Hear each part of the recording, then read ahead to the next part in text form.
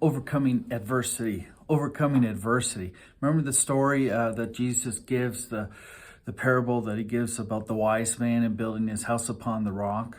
Overcoming adversity. Now listen to this.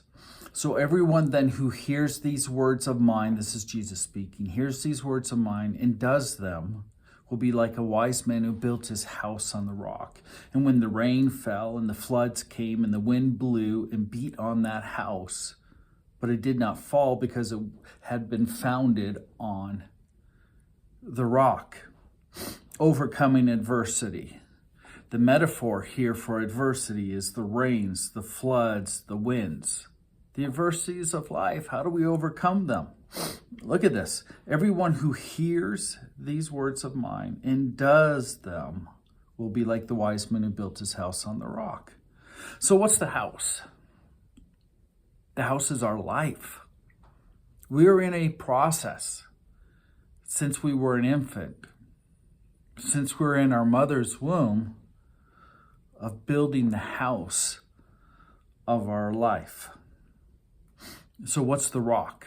The rock's Jesus Christ, certainly.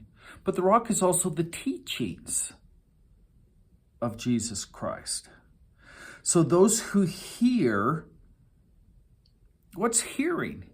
Hearing is knowing, it's learning the proper tools, the proper materials, hearing the proper blueprint for our life.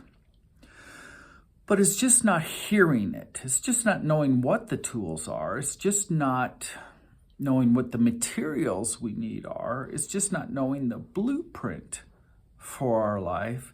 Hearing doesn't get us to where we need to go to handle adversity. The next piece is, if we hear it, what do? It says that the wise man does them. In other words, we apply God's word. In other words, we use his teachings and we obey them. We use them. We apply them to our life.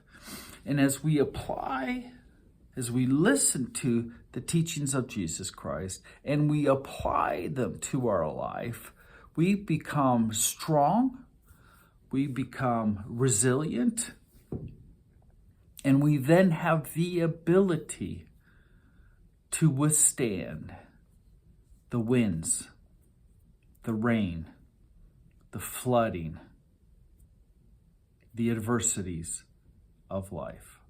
God bless you today.